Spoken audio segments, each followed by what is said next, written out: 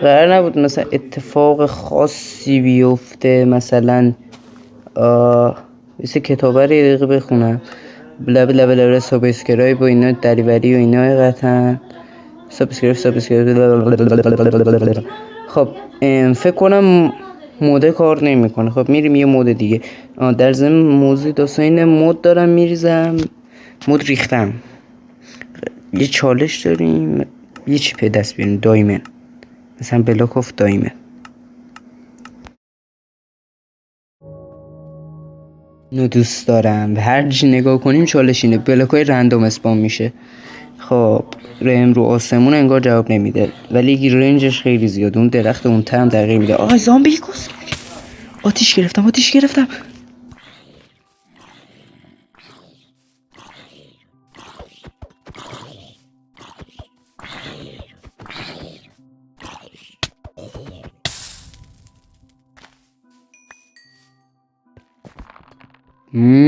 بله.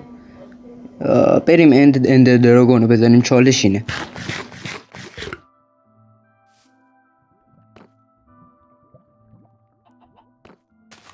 البته ما دایمند هم نمیتونیم به دست بیاریم. اندر دراگون رو 2 بار بزنیم.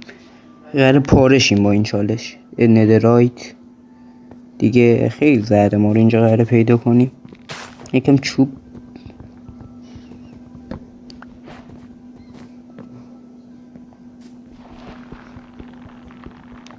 خب فکر کنم موقتا همینقدر چوب کافیه. یه چیزایی کرفت میکنیم حداقل. یه کرفتینگ تیبل و استیک و اینا که واجباته. معلم دینیمون میگفت همیشه استیک بسازید، به درد میخوره. سلام. خب کرفتینگ تیبلم شیشه شد. من چه گویی بخورم؟ نمیتونم حتی پیککس چوبی بسازم، سنگ بزنم از لای اینا. من دیگه نمیتونم دایمن بکنم که.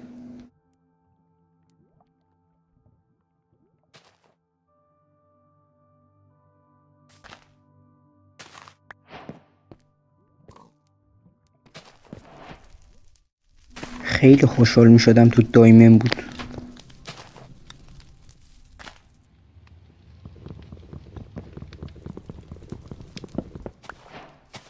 چوب زدی هیچ کاری نمیتونی بکنی باش.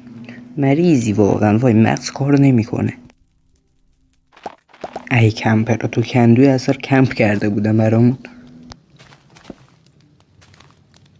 اون کیک با یه شم بنفش.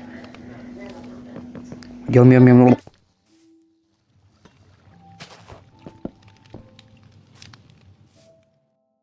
درسته مود به بلاک‌ها دسترسی داره، ولی این به بلاک‌های ممنوع هم قرار بود دسترسی داشته باشه مثل این.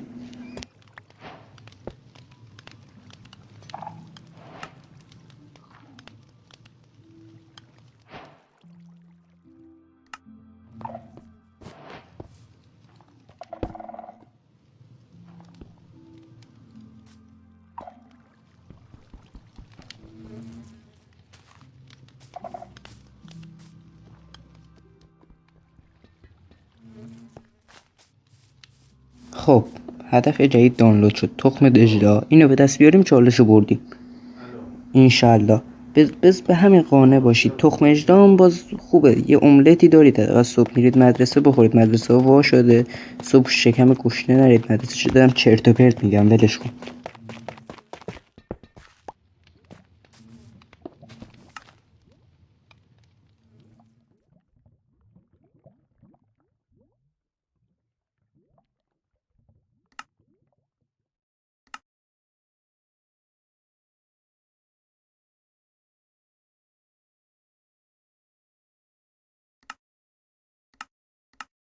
یه لحظه وایسا من درستش کنم. خب تخم اژدها در دستانم از قدرت در دستانشون قدرت لایک کردن.